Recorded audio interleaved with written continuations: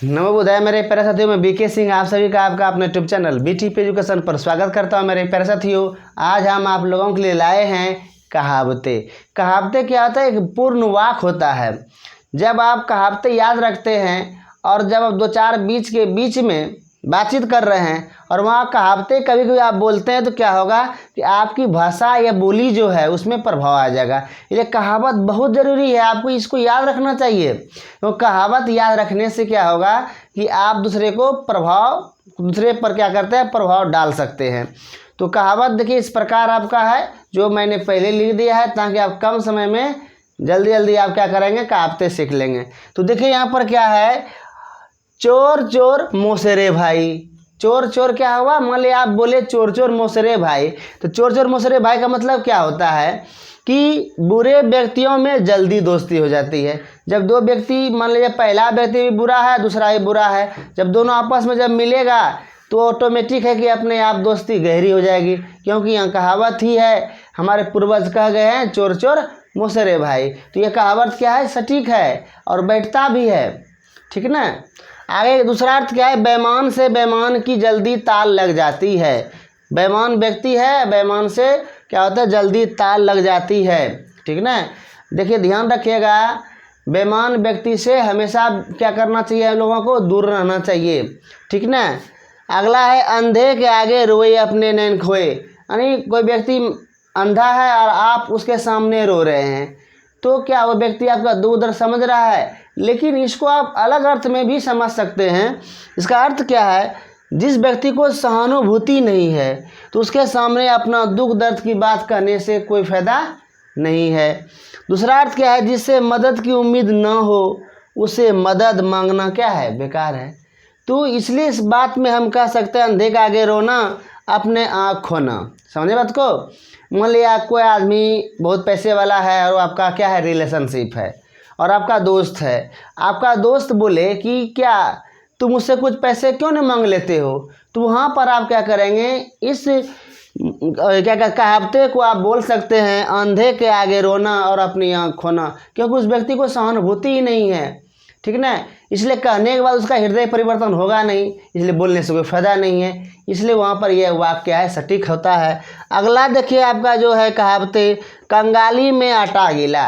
कंगाली में क्या है, आटा गीला। मान लीजिए बहुत कम आटा है और उसमें पानी दे दिए और वह आटा गीला हो गया, तो आपके पास आटा है नहीं तो क्या हो गया, आप परेशान, रोटी भी आपसे नहीं बनेगा। आगे क्या है, इसका मतलब क्या हुआ, आपत्ति में और आपत्ति आना, मतलब पहले से दुख कष्ट है और अगला कुछ और दुख आ जाना। नुकसान पर नुकसान होना, तो नुकसान पर नुकसान होना, आपत्ति में और आपत्ति आना, इसका मतलब क्या है, कंगाली में आटा गीला कह सकते हैं। कोयले की दलाली में हाथ काले। कोयले की दलाली में हाथ काले, इसका मतलब है बुरी संगति से बदनामी होती है। अगर आपका संगति अच्छा नहीं है, ठीक है, मान लें चार दोस्त हैं, चार दोस्त में तीन दोस्त दारू पीता है, एक दोस्त नहीं पीता, लेकिन चारों साथ में घूमता फिरता है, क्या एक दोस्त को कोई कहेगा कि तुम शराब नहीं पीते हो? मान लें नहीं पीता है, जानता है तीनों में से ये लड़का नहीं पीता है, लेकिन लोग नहीं मानेंगे। उसी प्रकार यहाँ कहा गया कि बुरी संगति में बदनामी होती है, बुरी आदत हानिकारक होती है, इसलिए इससे दूर लोगों को रहना चाहिए। एक थैली के चट्टे बट्टे होना। एक थैली के चट्टे बट्टे होना का मतलब वह सबका एक जैसा हो जाना, यानी जैसा उम्मीद इससे था यही क्या है, वैसा ऐसा ही व्यक्ति क्या वह भी निकला। एक जैसे लोगों का जमा बड़ा, यानी सब मान लीजिए बेईमान है, सब बेईमान है। तो इस प्रकार से हम कह सकते हैं एक थैली के चट्टे बट्टे होना। मान लीजिए एक व्यक्ति परेशान करता है और हम दूसरे व्यक्ति के पास मदद के लिए गए, वो भी परेशान कर रहा है, तो दोनों एक जैसा हो गया। चोरी से जाए हेरा फेरी से न जाए। देखिए इसका मतलब क्या है, बुरी आदत मुश्किल से दूर होती है। जो हमारे अंदर जो छुपी जो गलत आदतें होती है, क्या होता है, बहुत मतलब परिश्रम, बहुत इसको झेलना पड़ता है इसको दूर करने के लिए। चाहकर व्यवहार में बदलाव न आना, यानी लोग चाहकर भी, अगर जिसका मतलब जाए बुरा आदत है, वह चाहकर भी अपने आप को बदल नहीं सकता है, ठीक है। इसलिए वहाँ पर हम बोल सकते हैं चोरी से जाए हेरा फेरी से न जाए। आगे समझ, एक पंथ दो काज। एक पंथ दो काज का मतलब क्या है, एक प्रयत्न से दो काम पूरे होना।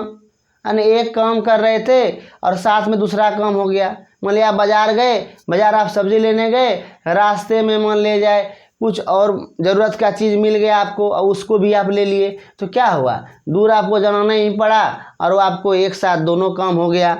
दूसरा अर्थ क्या है, एक काम को जाना और दो करके आना, यानी एक काम करने गए और दो काम करके आ गए। इस अर्थ में आप बोल सकते हैं एक पंथ दो काज। खिसमानी बिल्ली खंबा नोचे, देखिए यहाँ समझिएगा बहुत मस्त है। खिसकानी बिल्ली खंबा नोचे का मतलब अपनी करतूतों पर लज्जित ना होकर दूसरे को डांटना फटकारना। खुद गलती कर लिया है, अपने गलती पर उसको एहसास नहीं है कि हम गलती किए हैं, ठीक है, और दूसरे को क्या कर रहा और डांट रहा ऊपर से। तो ऐसे व्यक्ति को आजकल तो निश्चित रूप से है कि खुद गलती करता है लेकिन खुद अपने आप को पश्चाताप नहीं करता है, वह व्यक्ति दूसरे को ही डांटने लगता है। तो इस अर्थ में आप क्या बोल सकते हैं, खिस मानी बिल्ली खंबा नोचे। दूसरा अर्थ क्या होता है, सफलता न मिलने पर दूसरों को दोष देना।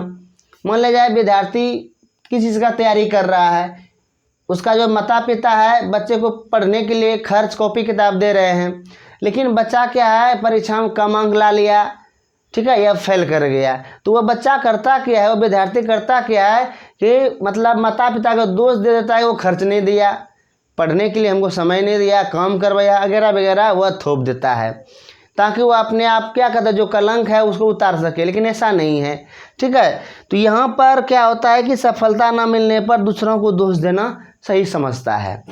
तो यह कहावतें आपके लिए बहुत ही उपयोगी है, इसको याद रखिए। हो सके तो नोट बुक में इसको क्या कीजिए, इसको लिख लीजिए ताकि हमेशा के लिए आपको याद रहे। आज के लिए इतना ही। जय हिंद, जय जननी, आपका दिन शुभ हो।